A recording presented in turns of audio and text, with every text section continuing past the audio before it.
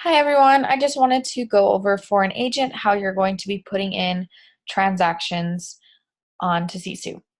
So go to this My Transactions page, and once it pulls up here, you'll notice there's an Add Client button in the right hand side of the screen. Go ahead, click the Add Client button, and you'll see this transaction form. So this is all the information that your team leader has chosen that they want you to be tracking with every single one of your transactions. When you first get someone in the system, we want you to at least fill out all of this bolded information right here. So I'll go ahead and put a test in. Let's say it's a buyer. I might not know the exact amount that they are going to be buying, but I know that they're looking for about $350,000 house. So I'll just take a guess here. We'll just say, okay, GCI 20,000, I'd make 50% of that. So that's what I think I'll be making off of this transaction. We know that it came from a certain lead source, and we know that today we had our appointment with them and that we signed with them. If there's any other notes you want to put into the system about this client, feel free to include them here. And it might look different than the one that I have up right now, because like I said, these are things that your team leader has decided you want to track. But you'll at least see all of this basic information up here that you'll need to include, as well as the dates.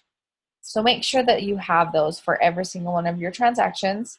And then all you'll do is hit add to put it into the system.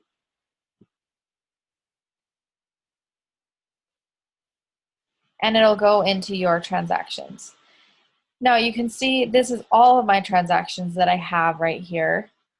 You can sort them if you want to alphabetically, by first name, last name. If you want to come down and find their sign dates, you can do it by that. Or an easier way to do it is opening up our filter drawer right here, and I can just search for their name if I want to find that exact one that I just put in.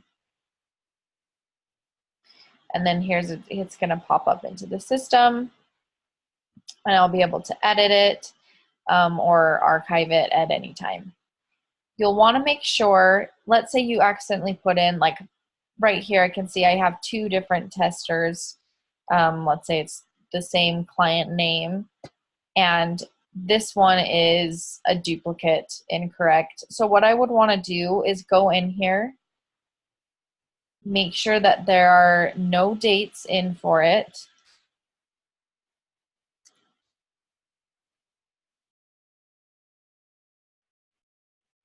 And then I can save it in the system, and then I can go ahead and just archive it. Because that way it won't show up in my transactions as a duplicate, and it won't show up in any of my numbers.